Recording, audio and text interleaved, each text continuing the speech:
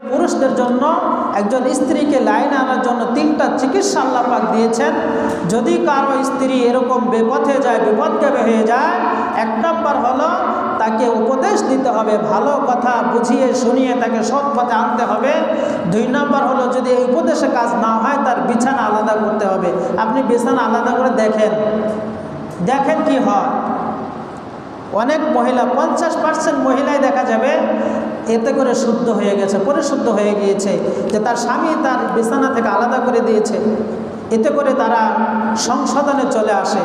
এরপরেও যদি কাজ না হয় তাহলে হালকা মৃদু আঘাত করো, হালকা মার দাও, মেরে একবারে ফাটাই ফেলতে হবে, মাথা ফাটাই ফেলতে হবে, শরীর ফাটাই ফেলতে হবে, দাগ বসাইতে হবে না। এই ধরনের মার ইসলাম সমর্থন করে না।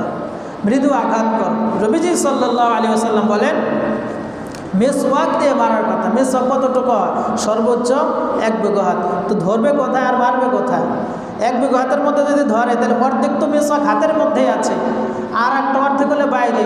ওই অর্ধেক বাড়ি দিলে তেমন কিছু লাগবে না।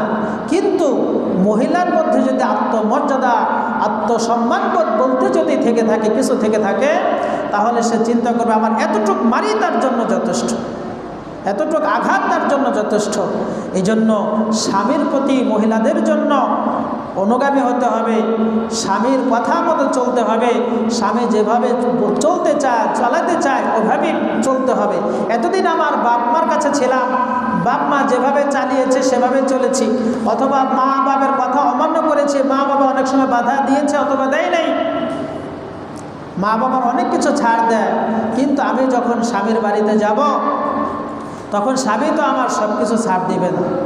স্বামীর মতো করে যেই মহিলা স্বামীর মতো করে নিজেকে সাজাইতে পারে সেই হলো প্রকৃত মুজাহিদ, সেই হলো প্রকৃত যোদ্ধা। স্বামী মা বাবার কাছে থাকা অবস্থা যেভাবে চলাফেরা করেছে, এখন যখন সে স্বামীর কাছে গেল, একজন স্বামী কি চায়, তার মনোভাব কি, সেই স্ত্রী থেকে কি কি জিনিস আশা করে, সেই স্ত্রী থেকে কি কি জিনিস চায়, এগুলো উপলব্ধি করে বুঝে যখন একজন স্ত্রী চলে, ওই স্ত্রী হলো আসল বুদ্ধিমতী স্ত্রী, ওই মহিলা হলো আসল বুদ্ধিমান মহিলা, যে নিজেকে স্বামীর জন্য গঠন করেছে, নিজেকে স্বামীর জন্য গঠন করেছে। স্বামী হলো আল্লাহ পাকের পক্ষ থেকে মা বোনদের জন্য মহা বড় একটা নিয়ামত, বড় একটা নিয়ামত। এই নিয়ামতের শুকরিয়া আদায় করতে হবে।